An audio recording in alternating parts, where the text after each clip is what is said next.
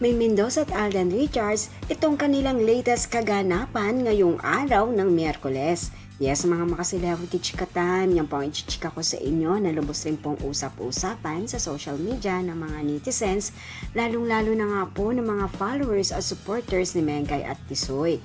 Bago po tayo dumako riyan, nais ko po munang batiin mga team bahay, team abroad at mga seniors natin dyan.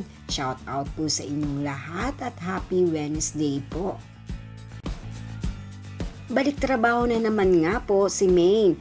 Siyempre, as always, lagi na naman nga po itong present sa longest running noontime show na Itbulaga na kung saan nga po ay unlimited happiness ang kanilang daladala sa mga fanatics at televiewers ng Itbulaga. Alam naman po natin na kapag nariyan si Maine ay talaga naman nga pong kakaibang saya ang kanyang hatid-hatid sa kanyang mga followers at supporters. Narito po at panoorin po natin ang ilan sa kaganapan ni Mengay kanina sa Itbulaga.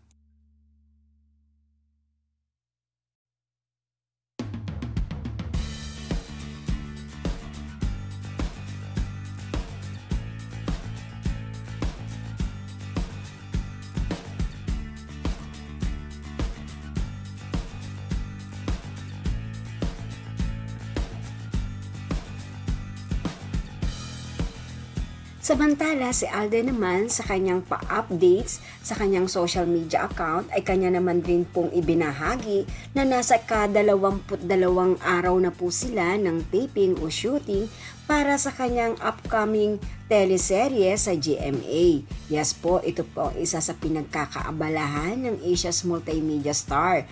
Kaabang-abang na naman nga po ang kanyang magiging role o character sa Pulang Araw teleserye. Kaya naman po, excited na po ang lahat, lalong-lalo na nga po mga followers at supporters ni Alden na mapanood ang kanyang upcoming o bagong teleseryeng ito. Yan po ang aking chika updates for today. Salamat po sa inyong panunood. Huwag po kalimutang mag-subscribe. Pwede po mag-comment sa ibaba. Basta't wag lamang po harsh o nakakasakit sa isa't isa. Salamat po muli. Spread love, not hate.